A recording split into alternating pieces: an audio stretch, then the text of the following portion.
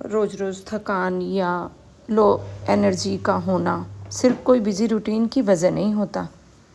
इसके भी बहुत से कारण हैं। शरीर में पोषक तत्वों की कमी होना, हमारा शरीर एनर्जी बनाने के लिए सिर्फ कैलोरी पर ही नहीं बल्कि कुछ ऐसे न्यूट्रिशन हैं जिस पर भी निर्भर करता है।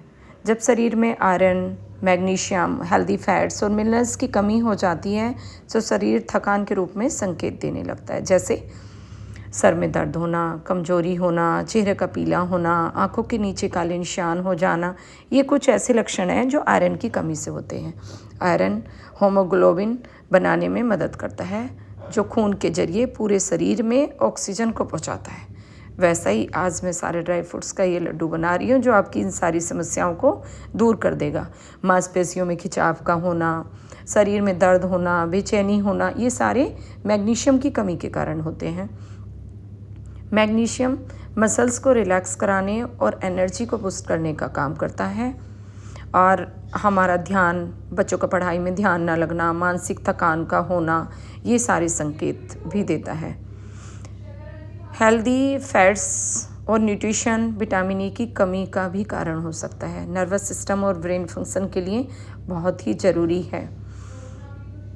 जल्दी एनर्जी का ख़त्म हो जाना भी इसका मतलब होता है। शरीर को स्थिर एनर्जी का सोर्स नहीं मिल पाता, सिर्फ रिफाइंड शुगर या कैफ़ीन मिल रहा है। वो कैसे?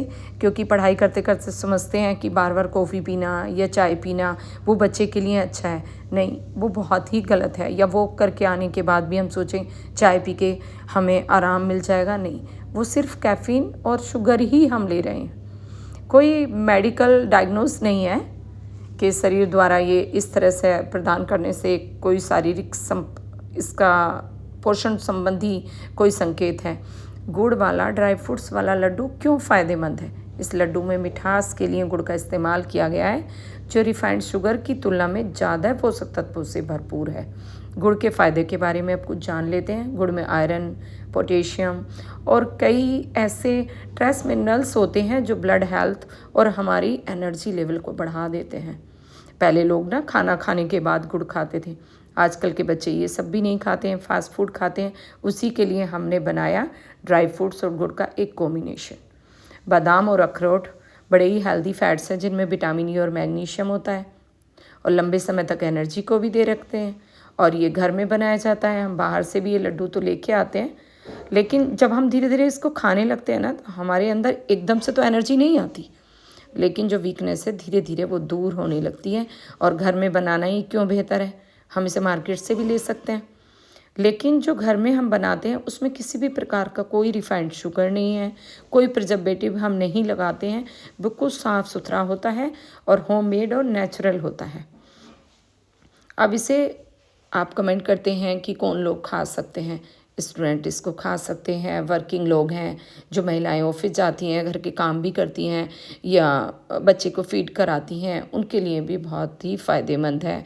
और कुछ वो बुजुर्ग जो थोड़ा सा चलने के बाद भी उनके जोड़ों में दर्द होने लगता है, 40 के बाद जो महिलाएं हैं उनको काफ़ी जॉइंट पेन होने लगता है, उनके लिए बहुत ही फ़ायदेमंद है। स्टेप बाय स्टेप अब इसकी रेसिपी को जान लेते हैं।